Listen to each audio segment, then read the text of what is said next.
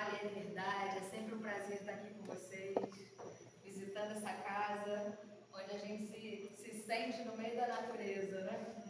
Na presença da espiritualidade. Hoje a gente veio conversar, né, sobre esse tema, que é a primeira frase da música O Chamado, da Maria Elza Tiscati, que ela fala, então ele veio, né? E a gente vai lembrar da estada de Jesus entre nós e o propósito dessa vinda, né? Porque para que ele veio? E aí a espiritualidade não trabalha à toa, né? A nossa leitura preparatória já veio nos falando, né? Desse ensinamento e dessa necessidade dele. Não podia ser outro, né? E a gente não pode esquecer que antes dele vir, outros vieram. Né? Ao longo de toda a história da humanidade, nos preparando para esse momento da vinda do Cristo, outros vieram. Né? Tanto que o tempo todo a gente vê esse chamado sendo renovado. Outros vêm. Não com a grandeza do Cristo, não com a imensidade dele, mas lembrando o propósito, né, da missão, lembrando a necessidade da gente entrar em contato com aquilo que ele veio trazer, que foi a verdade.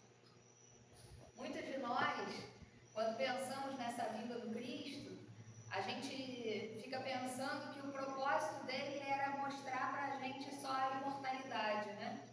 Mas se a gente parar para pensar, os judeus acreditavam na vida além da morte. Então, que existia algo além, se existia algo além, é sinal que a gente não terminava aqui, né? Então tinha algo mais para ser mostrado. Muitos de nós vivemos a história do Cristo pensando durante muito tempo no final dela, naquele momento em que ele chega na cruz. Né? É assim que acaba a história de Jesus. Ele é traído, vai para a cruz e morre na cruz. A gente ficou tanto tempo pensando nesse Jesus da cruz, que ele estava lá nas nossas igrejas, nas nossas casas. E quanto maior era o sofrimento dele pendurado lá, mais a gente lembrava do sofrimento e da dor, da necessidade de redenção da terra, mas esquecia que a história não acabava ali, né? Que muito além daquilo ele tinha para nos trazer. Então, quando a gente vai falar dessa vinda do Cristo, a gente vai visitar lá o Evangelho de João, e João, na preparação do Evangelho dele, não é nem propriamente o primeiro, né, mas acaba sendo o capítulo 1, que é um prólogo, né, que ele vai dizer o seguinte: no princípio havia o Verbo, e o Verbo estava junto de Deus, e o Verbo era Deus. Ele estava no princípio junto de Deus. Todas as coisas foram feitas por meio dele, e sem ele nada se encontrava feito, que nada que se encontrava feito se faria. Nele havia vida, e a vida era a luz dos homens. E a luz brilha na treva, e a treva não a reteve. Houve um homem que, da parte de Deus, cujo nome era João, que veio para testemunhar a fim do respeito da luz, para que todos crescem por meio dele. Não era ele a luz, mas veio para que testemunhasse a respeito da luz. Ele, Jesus, que era a luz verdadeira, que ilumina todo homem que vem para o mundo, estava no mundo, e o mundo, por meio dele, foi feito, e o mundo não o conheceu. Veio para as suas próprias coisas, mas os seus não o acolheram. Mas a todos que o receberam, deu-lhes, aos que creram, o seu nome, o poder de se tornarem filhos de Deus. Os que não foram gerados nem de sangue, nem de vontade da carne, nem da vontade do homem, mas de Deus. E o Verbo se fez carne e taberculou entre nós. E completamos a sua glória, semelhante ao de um unigênito junto ao Pai, pleno de graça e de verdade. Olha João descrevendo Jesus, né? E a sua vinda entre nós, que durante muito tempo, quando a gente olhava para esse evangelho de uma forma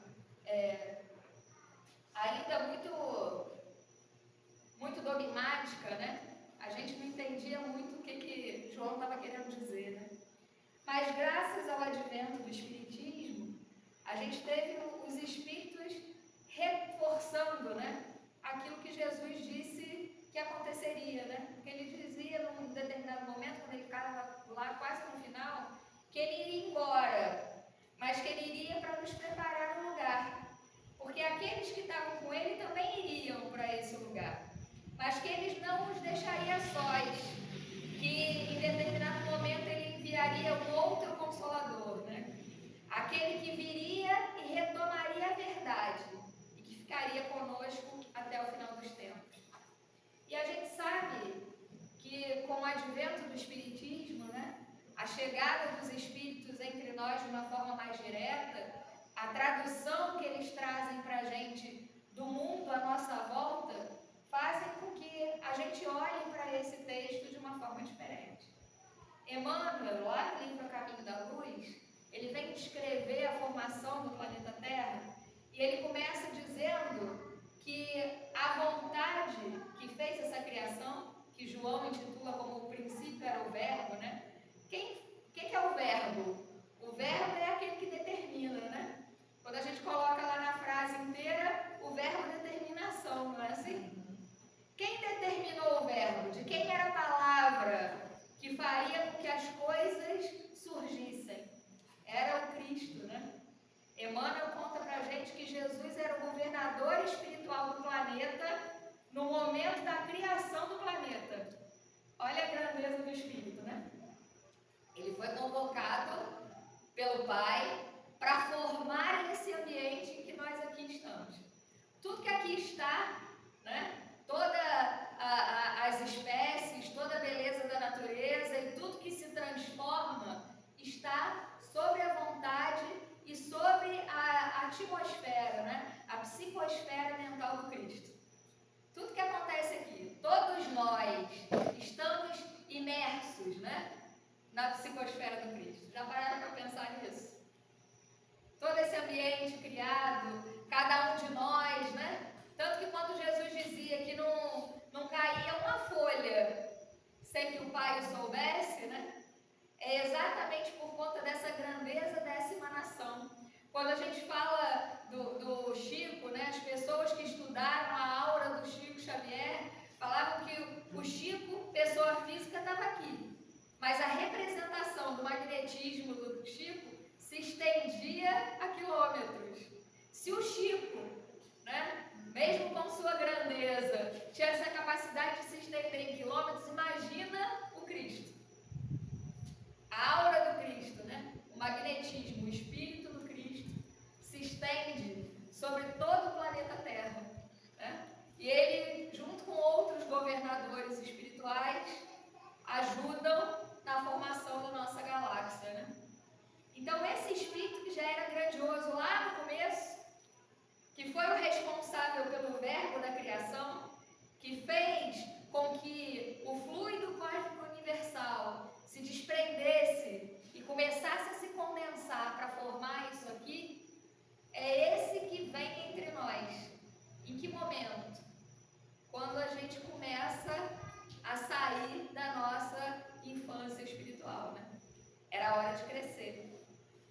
Porque quando nós somos muito pequenos, nós somos tutelados pelos mais velhos, não é assim? A criancinha pequena, né? Ela estava ali no colo, ela não tem o poder de todas as escolhas ainda, tem algumas vontades, mas não tem todas as escolhas. Posso fazer tudo que eu quiser? Não, né? Existe um adulto ali ao redor preservando para que ela mantenha a vida.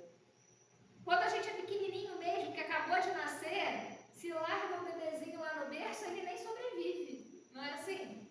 Precisa de alguém para ir alimentar, para trocar a fralda, para ajudar, para que aquela vida permaneça. E assim, enquanto eram como espíritos, né, nós tínhamos esse apoio da espiritualidade mais presente, mais diretamente presente, fazendo por nós, né, nos direcionando. Mas era preciso que a gente começasse a crescer. Chega uma hora que é dada à criança o direito de começar a tomar suas decisões, não é assim? Ela vai para a escola, se afastou do pai e da mãe, Lá ela vai ficar sozinha por um tempo e ela vai ter que tomar as decisões dela, não é assim? Chegou a hora de nós, como humanidade, começarmos a tomar as nossas próprias decisões. Nós que éramos distraídos na matéria, preocupados com o nosso quadrado, preocupados com a nossa tribo e o nosso território, precisávamos nos transformar em algo mais. Porque, como João disse, nós não fomos criados do sangue, nós não fomos criados da terra, nós não fomos criados da matéria. Estamos temporariamente nesse território, mas viemos de Deus e precisamos voltar para Deus. Durante muito tempo, esse processo do vir de Deus e voltar para Deus foi encarado como o nosso processo encarnatório, né? A minha vida aqui. Eu vinha aqui, passava um tempo e voltava para Deus. Como se ao final da nossa encarnação o nosso problema tivesse resolvido. Né? Porque a gente acreditava num céu e que a gente ia chegar nesse lugar de plenitude ao final da nossa encarnação, se nós tivéssemos sido bons aqui. Né? Só que a gente descobriu, com a chegada dos espíritos, que a gente vai chegar na espiritualidade da mesma forma que a gente está aqui. Alguém tem dúvida? A gente se transforma porque a gente passa para o outro lado da vida? Não. O processo que a gente atravessa durante essa encarnação é capaz de nos transformar. A doença, se a gente viver com plenitude e com resignação, ela é capaz de nos ajudar a transformar. Mas a gente chega no plano espiritual de acordo com aquilo que nós somos. E quando os espíritos vêm e chegam para Kardec e começam a contar as suas realidades, a gente vê que nem todo mundo chega em Deus porque desencarnou. Né? Ao contrário. Quanto mais material foi a nossa vida aqui, mais a gente chega lá com saudade da matéria. E ainda muito longe de Deus. Né? Então, quando Jesus vem e nos relembra a nossa paternidade divina, Ele vem para que a gente abra os nossos olhares. Não somos mais só seres encarnados no planeta, vivendo uma vida temporária, que vai demorar aí, dependendo e na melhor das hipóteses, por volta de um século. Né? Temos aí um século vivendo na plenitude da nossa espécie, né? no mais tardar, para viver essa experiência. O que seria de nós se fosse só isso? Né? Então, quando os Espíritos vêm nos contar que nós não começamos aqui, mas que nós viemos ao longo da nossa história construindo o que somos hoje, já traz para a gente uma possibilidade de avaliação, né? O que será que eu fiz até aqui? Quem sou eu? Às vezes a gente fica muito preocupado, quem eu sou? Olha para a minha tendência. Quais são as pedras do meu sapato? Quais são as facilidades que eu tenho? Né? E aí a gente começa a descobrir quem a gente é. Quais são os pontos que a gente precisa trabalhar para ser melhor? Quais são os desafios que a gente vai enfrentar? Mas quando a Maria Elza segue na música, ela disse: então ele veio e disse, já é a hora de seguir. Precisamos seguir. E ensinou, indicou o caminho tortuoso, mostrou as pedras e os espinhos. Porque quando ele veio aqui, sendo Cristo o governador espiritual, né, o governador do nosso planeta, aquele que, como João disse, foi o Verbo, teria todo o poder para que as manifestações acontecessem de forma instantânea. E foi isso que ele fez? Não. Para aqueles que tinham merecimento, as transformações foram realizadas. Tanto que a gente vê que na maioria das curas, quando ele faz a imposição das mãos, ele doa os seus fluidos, ele diz o quê? A tua fé te curou. Não era para qualquer um. Era preciso estar com o pensamento certo na hora certa. Muitos deles, muitas vezes,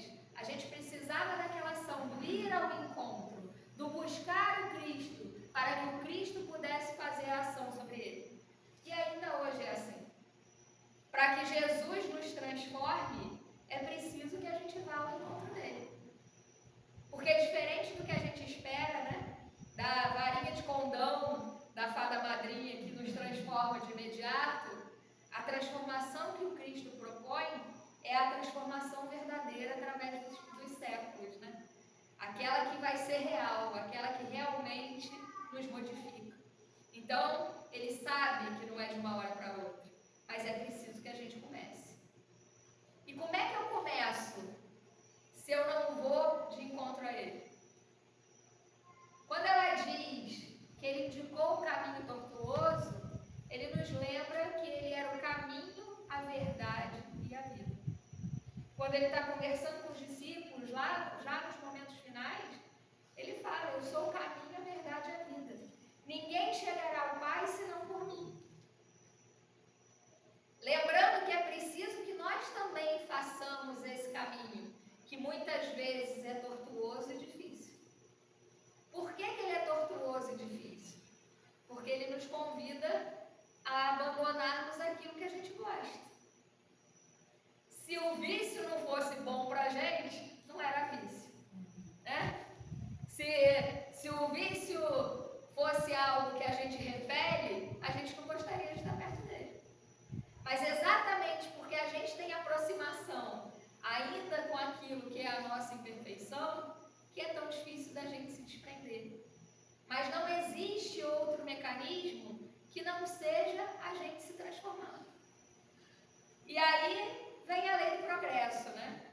Quando a gente não se transforma, o redor se transforma, né?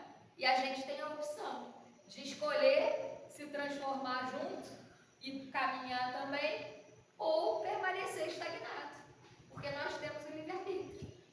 Só que nesse momento que a gente está vivendo de transformação, o que está acontecendo? Mundo de provas e expiações passando para mundo de regeneração. A terra vai ser regenerada. A gente regenera se quiser. Posso continuar sendo um espírito de provas e expiação? Posso. Tenho livre-arbítrio. Só não vou poder mais ficar na terra, porque a terra está mudando de fase, né? Então, se a gente não fizer o caminho na direção, a gente que vai ficar para trás. Aí a gente pensa, vai evoluir? Não. Vai para o mundo de provas e expiações.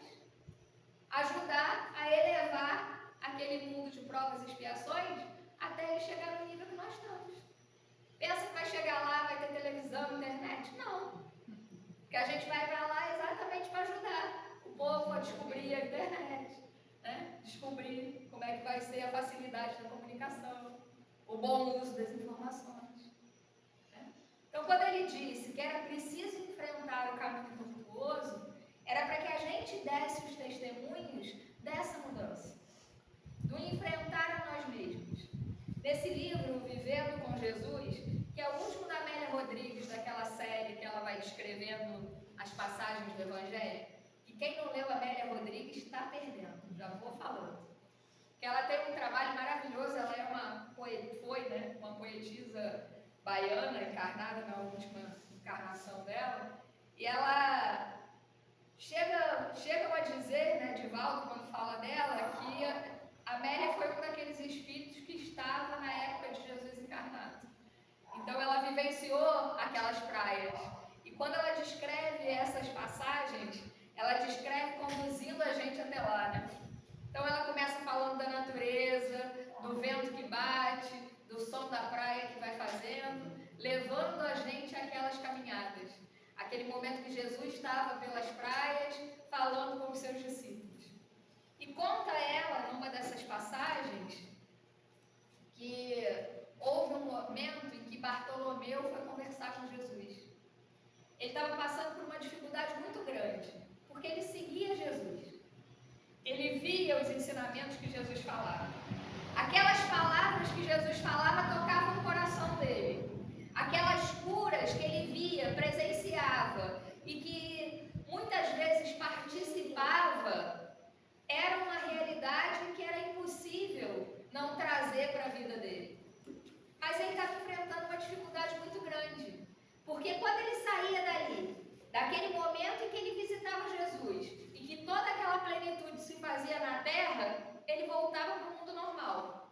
E quando ele voltava para o mundo normal, as pessoas que conviviam na vida material, o acusavam. Falava que ele estava ficando louco.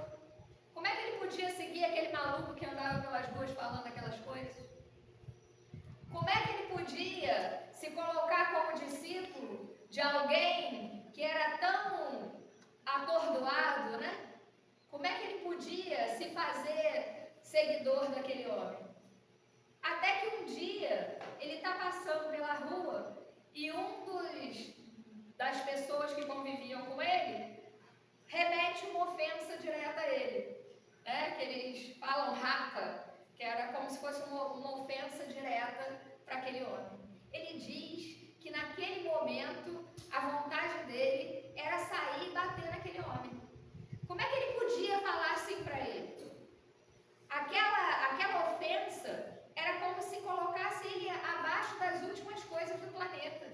Ele não queria que aquilo fosse uma realidade para ele. Ele tinha vontade de rebater. E aí ele vai e fala com Jesus: como é que eu faço? Se eu venho aqui, vivo isso tudo, mas quando chega lá fora e o outro me ofende, a vontade do meu coração é ir lá e bater nele. Como a gente diz hoje, né? Vou dar na cara dele. Né? Essa é a minha vontade.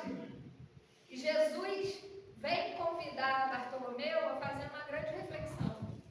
Porque ele fala o seguinte: o nosso convite para sermos seguidores e promotores do reino de Deus é para que a gente comece a quebrar aquilo que é o orgulho em nós.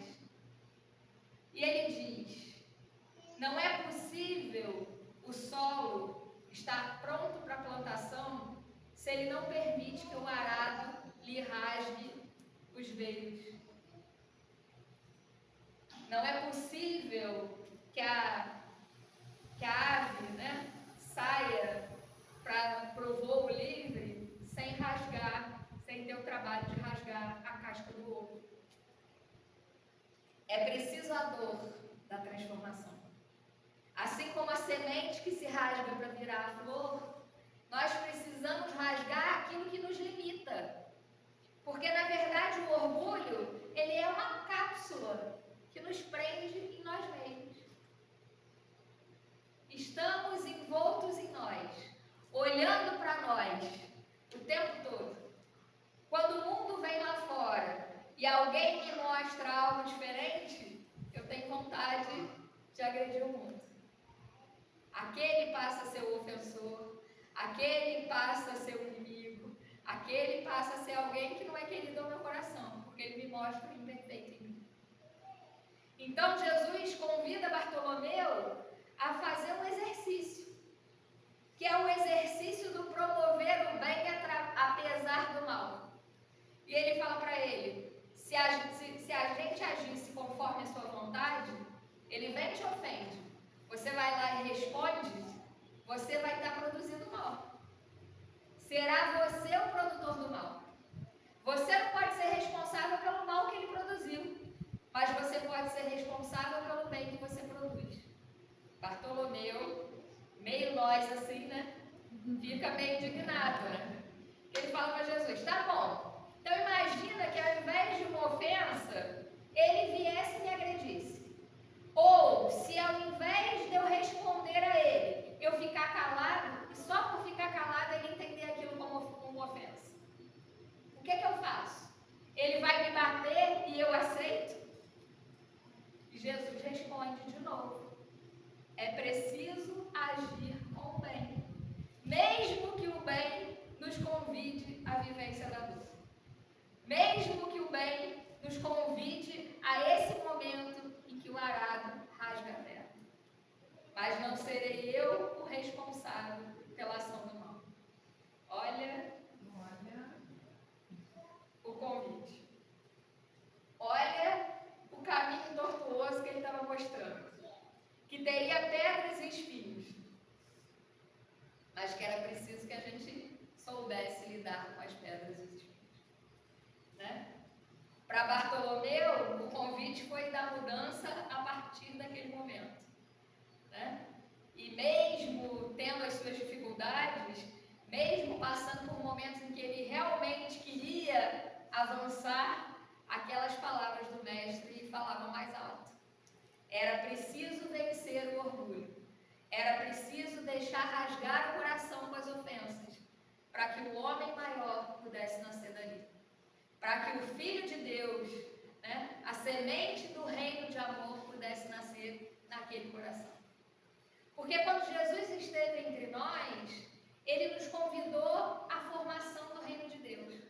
Não era só o convite da imortalidade. Aquele momento na cruz, a morte física, era para mostrar para a gente que mesmo o maior sofrimento, a maior dor física, era menor frente ao crescimento espiritual. Frente àquilo que podemos ser, a essência divina que mora nos nossos corações. Naquele momento da cruz, Jesus ensinava que o arado que rasgava a terra, que rasgava aquele corpo físico, não era o mais importante.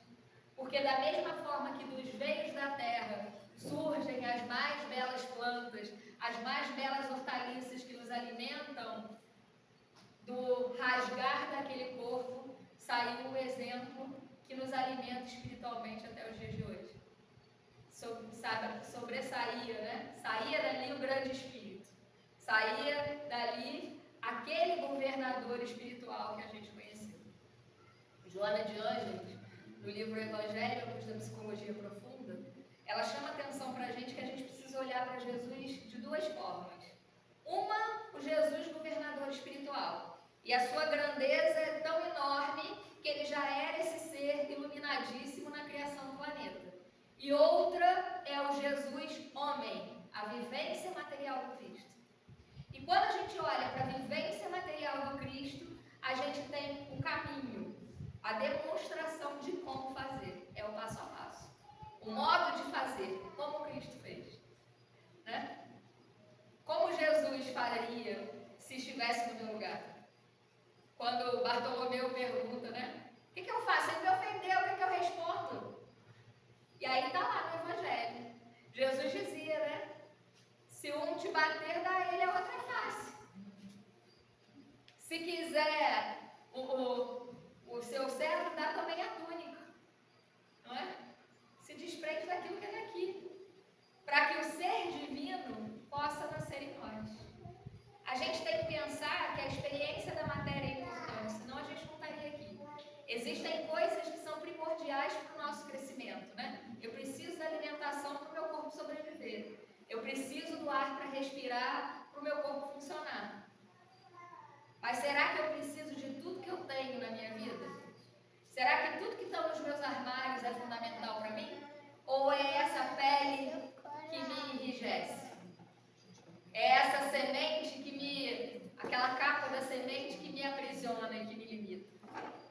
Então é preciso que a gente comece a pensar. O que na nossa vida está sendo representação daquilo que nos distrai e o que na nossa vida é caminho para o nosso crescimento espiritual?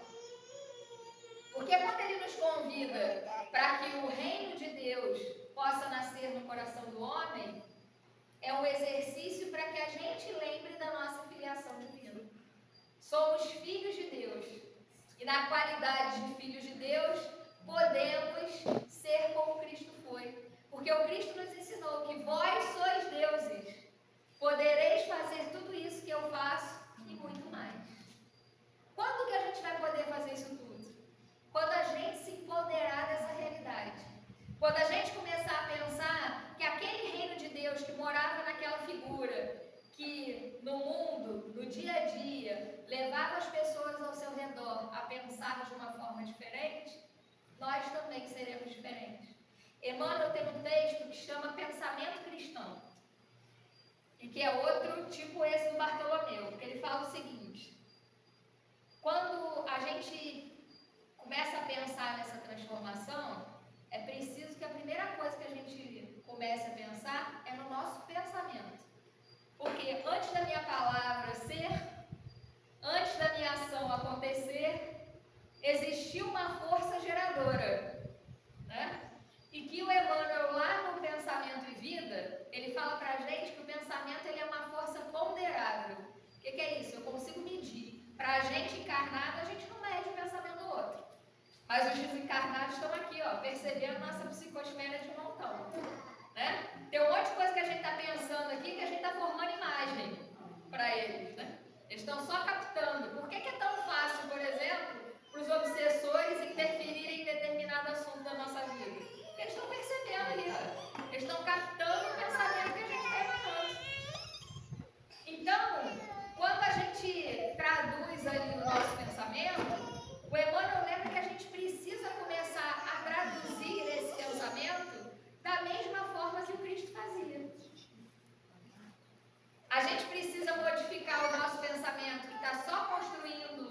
material para começar a transferir naquilo que é divino.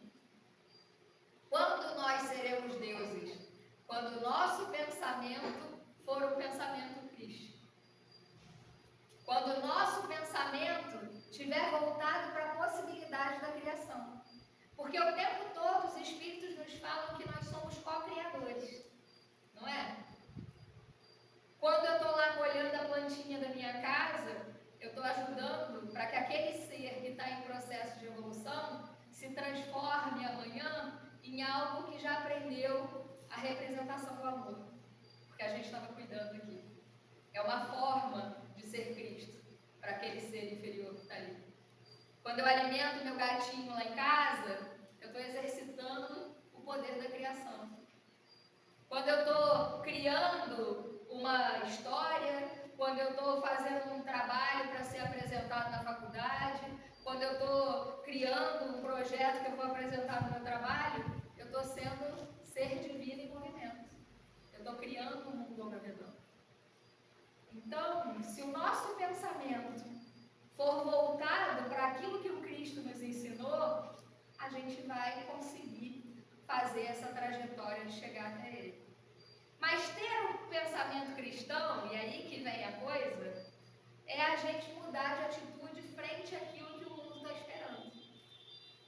Quando Bartolomeu foi ofendido, qual seria a resposta do mundo naquela época? Uma ofensa direta. Você me ofende, eu te ofendo. E a gente ia ficar ali na ofensa, até que aquela ofensa pequenininha viraria um grande problema. É diferente das guerras que a gente está vendo no mundo. O irmão X, né, numa daqueles livros dele de contos, né, ele conta uma história de dois espíritos que encarnavam cada hora do lado da cerca. E aí ele encarnava numa família, jogava a cerca 20 centímetros para cá. Aí quando ele encarnava na outra família, ele queria tomar aquilo que ele tinha perdido. E volta e encarna, puxando a cerca 20 centímetros para lá. E quantas encarnações se perde nesse processo? 10 centímetros para lá de cerca, 20 centímetros para cá de cerca.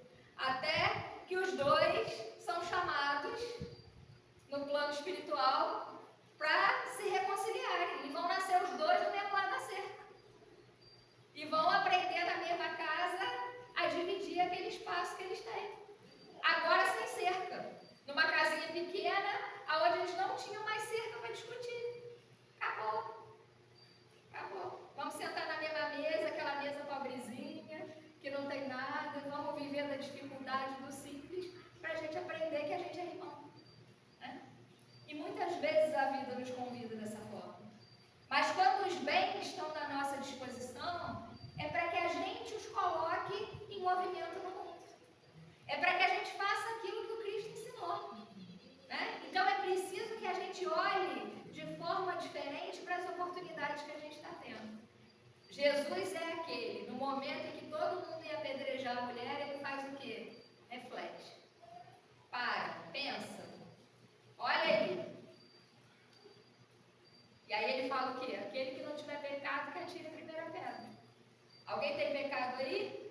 Todo mundo refletiu, foi saindo um, foi saindo o outro. Não tinha mais ninguém para tacar pedra. E ele fala para ela, se ninguém te condenou, eu também não te condeno. Mas, tá bom assim? Não. Ele fala para ela, vá e não peques mais. Se compromete você também com a mudança.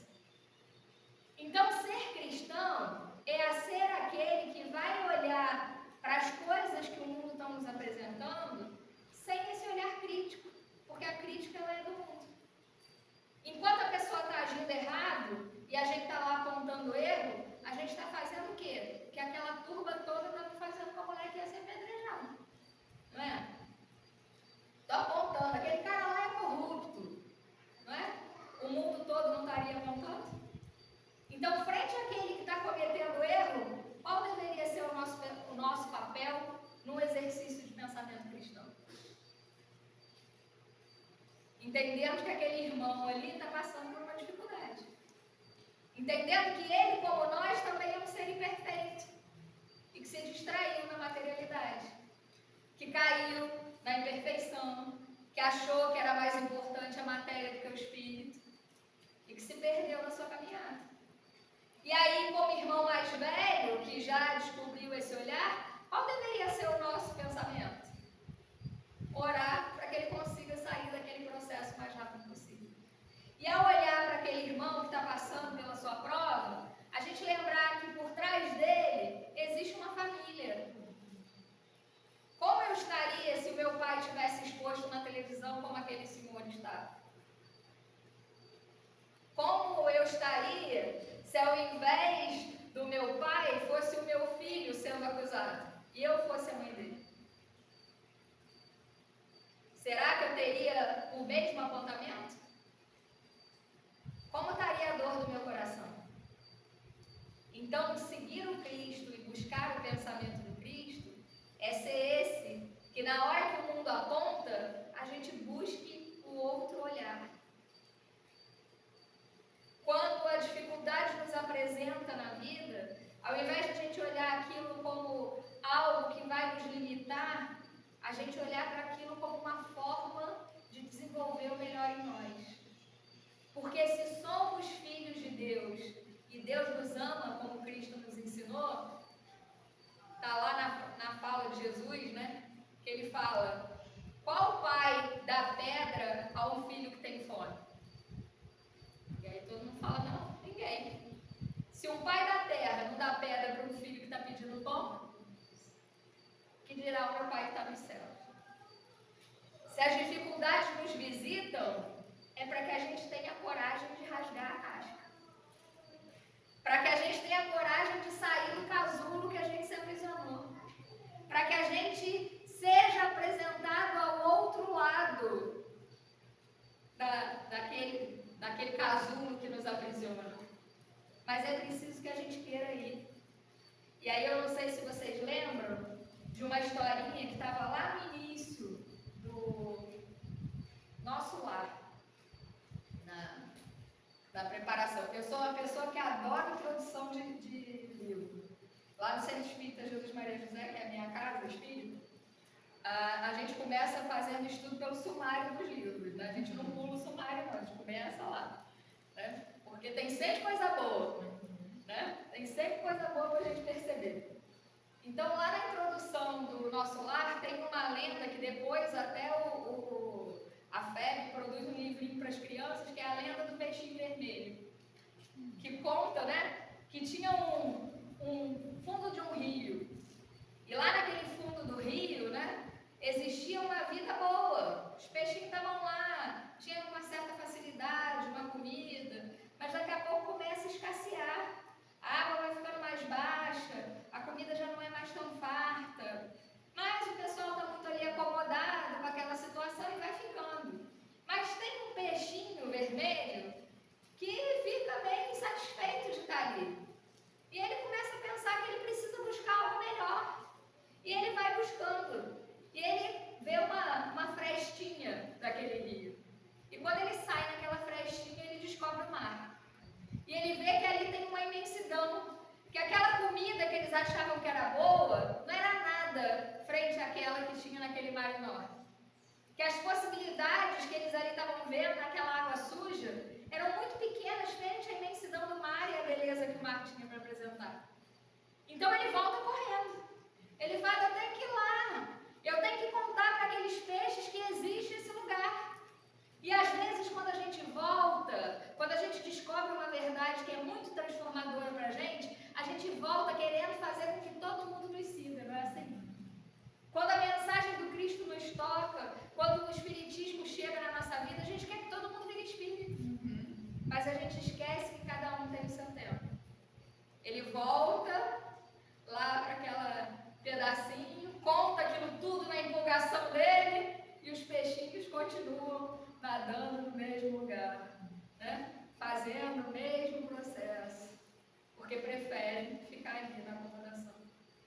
Mas ele que prefere seguir, segue sozinho e vai fazer o papel da sua transformação, descobrir esse mundo novo que tem lá fora. Então, por mais que a gente queira carregar quem está do nosso lado, vou contar uma coisa para vocês, uma novidade. O seu compromisso nessa encarnação é contigo. Tem muito Tem muitos que nos auxiliam, tem muitos que nós podemos auxiliar, mas o nosso compromisso é com a gente. Quando chegar a hora que a gente vai voltar para o plano espiritual, vão perguntar para a gente, e aí, o que fez com a parte criticada? Lembram lá da parábola dos talentos? Para um foi dado 1, para o outro foi dado 3, para o outro foi dado 5. De acordo com o merecimento de cada um. De acordo com o que cada um era capaz de gerenciar. Quando a gente olha no primeiro momento, né, para aquela visão materialista que a gente tinha antes, que a vida começava aqui e terminava aqui, a gente achava injusto, né? Que Deus é esse que dá um dom para outro, 3 para o outro e 5 para o outro. Por que um sai aqui? Pô, tem criancinha hoje que você abre aí a internet, tem 5 anos, tá tocando Beethoven. Eu tô com 46, não sei tocar nem dó. Né? Que justiça divina é essa? Né? Mas aí, quando a espiritualidade vem lembrar pra gente que nós somos frutos de várias encarnações, a gente entende que cada um de nós tem os talentos que construiu. Não é aleatório. Mas que estão na nossa mão. Que estão aqui no hoje e no agora para que a gente coloque em movimento. Mas Jesus entende que na hora que esse convite é feito, nós temos medo. Que é o que a Maria Elza coloca na música dela. Quando viu que o medo assolava os nossos corações, nos fez olhar o sol atrás dos montes e disse, confiem e vão. Quando a gente estava lá no plano espiritual preparando a nossa encarnação, a gente estava morrendo de medo.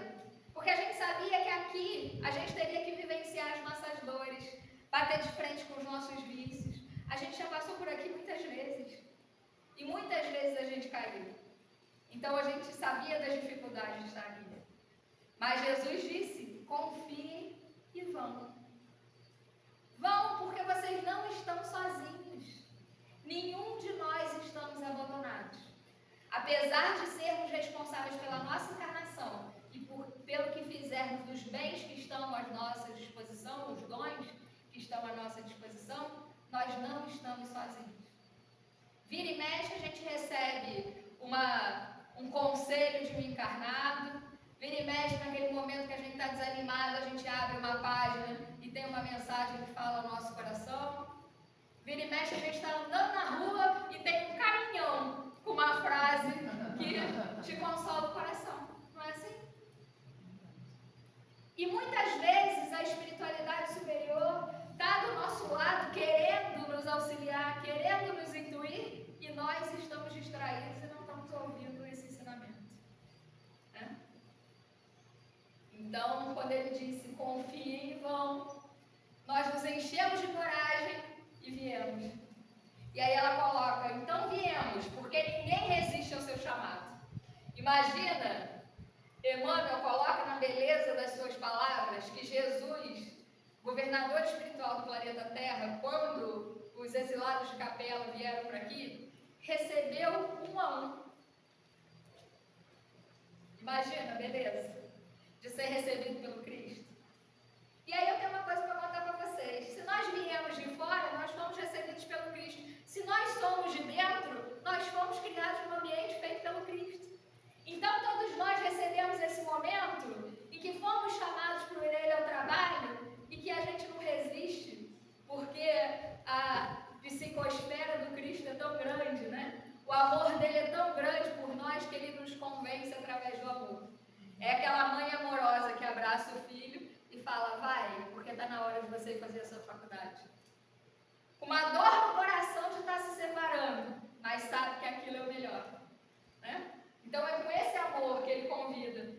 E ela fala, voltamos à terra-mãe que nos abriga. Por seu amor haveremos de amar. A terra-mãe, essa que nos acolhe, porque nós precisamos da experiência da matéria.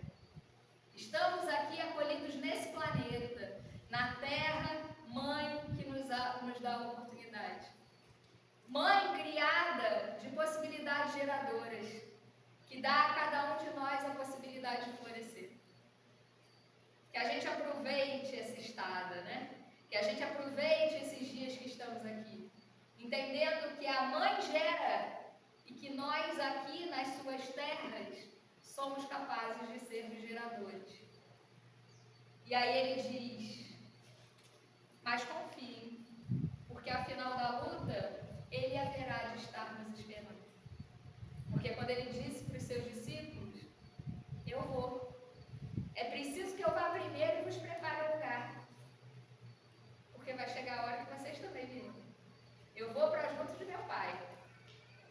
E deixo vocês, olha, se a gente, eu falo, tem hora que se a gente prestar atenção, a gente sai correndo. Deixo vocês como ovelhas no meio de lobos. O que ele está falando? Vai ser fácil aí o caminho de vocês? Não. Deixo vocês frente aos desafios do mundo. E aí ele vai contando para os discípulos. Vocês vão passar por lugares que não vão querer receber vocês. Vocês vão passar por dificuldades, passar por terras onde vocês serão expulsos, onde vocês serão apedrejados, como a gente viu acontecer. E a Amélia Rodrigues, quando vai dando continuidade à história do Barnabé, ela fala que Barnabé aprendeu aquele momento com Jesus e a partir daquele momento ele saiu dali diferente. E quando o Cristo desencarnou, ele saiu junto com Filipe para a região da Ásia Menor e foi pregar o Evangelho de Jesus, principalmente na Índia. E ele teve um trabalho grandioso de transferir os ensinamentos do Evangelho de Mateus para a linguagem indiana, para que as pessoas ali pudessem conhecer Jesus. Mas como era comum à época, a liderança, a governança, frente àquilo que ele apresentava, não queria, que aqueles ensinamentos fossem passados. Então ele também enfrenta as dificuldades do mundo. Ele é crucificado. Ele, no primeiro momento, ele é espancado, como muitos deles, mas como não morria, ele é crucificado, até o momento em que ele desencarna também. Mas, ao final da luta, ele haverá de estar nos esperando. E é o próprio Cristo, que recebe esses seus discípulos amados do primeiro momento. Aqueles 12 que conviveram com ele na terra, são recebidos pelo próprio Cristo. E a gente sabe que pelo Cristo ou pelos emissários do Cristo, nós também seremos recebidos no plano espiritual. Conta o irmão X, no Brasil, Coração do Mundo, Pátria do Evangelho, que quando Bezerra de Menezes desencarnou, frente à obra que ele tinha desenvolvido, de amor ao mundo, de exemplo crístico em ação, ele foi recebido pela espiritualidade superior com uma grande escada de luz que vinha, como se fosse dos céus à terra. E ao redor dessas escadas, grande quantidade de espíritos luminosos cantavam os hinos de louvor por sua chegada no plano espiritual. Olha a beleza do amor, Bezerra de Menezes chega, eles levam, ele está conversando ainda ali na espiritualidade, se entendendo naquele momento, e ele começa a escutar um barulho. Ele fala que barulho é esse? Então os espíritos levam ele até uma sacada, onde ele vê uma multidão de espíritos em agradecimento àquele que os tinha socorrido enquanto aqui encarnado ele estava. Cada um daqueles que recebeu o alimento, cada um daqueles que recebeu a prece, estava ali recebendo aquele espírito luminar pela obra de amor que ele tinha realizado. É assim que o Cristo nos recebe de volta. É assim que o Cristo recebe aqueles discípulos que fizeram a parte que nos cabe. Então nós estamos sendo convidados, para também assim sermos recebidos. Se colocarmos os nossos dons à disposição. Jesus não termina naquele momento da cruz. Ele volta, ele ressurge para Madalena, mostrando que a vida sobrevive.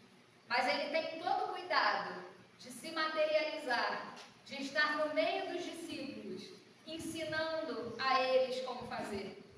Dando aquilo que durante muito tempo a gente chamou do Espírito Santo, mas que é o exercício da nossa mediunidade plena, o exercício do nosso contato com o mundo espiritual.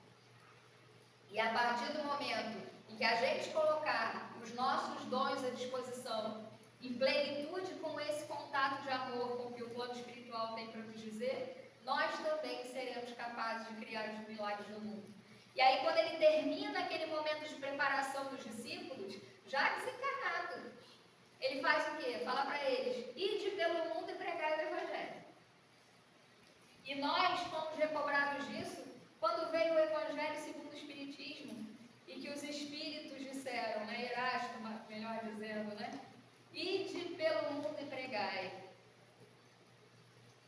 Estamos sendo convidados a levarmos a boa nova, né? O Evangelho, que é a boa nova, a boa notícia, para dizer a cada um daqueles que a gente convive que existe um reino de Deus, que é um reino de amor, que durante muito tempo nós acreditamos como sendo o reino dos céus e que estava localizado lá na atmosfera, né?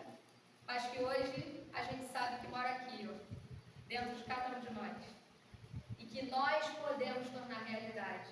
Porque a semente de amor de Deus mora em cada um de nós. Cada um de nós. Trazemos essa semente. Mas precisamos apresentá-la ao mundo da melhor forma. Quando a guerra nos convidar, que sejamos amor. Quando as dificuldades nos chamarem, que sejamos amor. Quando a vida vier com as suas transformações, que sejamos amor.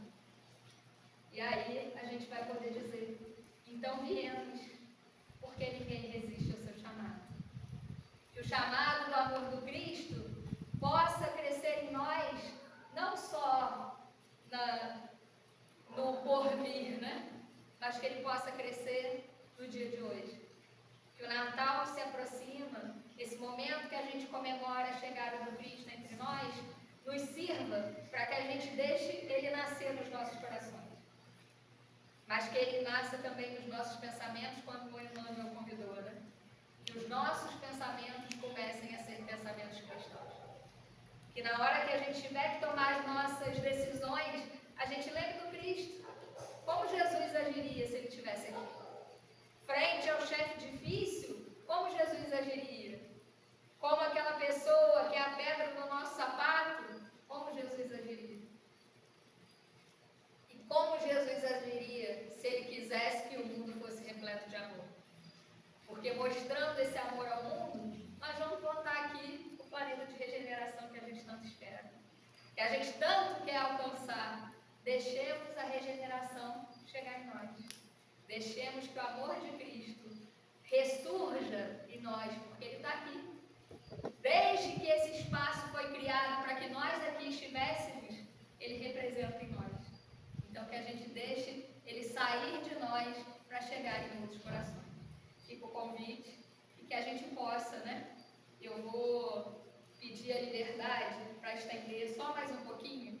Eu sei que o barulho do celular não é muito grande, mas eu vou pedir para que vocês fechem os olhos um pouquinho e que a gente possa ouvir a música que a Maria Elza nos convida e que a gente lembre de toda essa reflexão, né, que a gente fez aqui hoje à noite.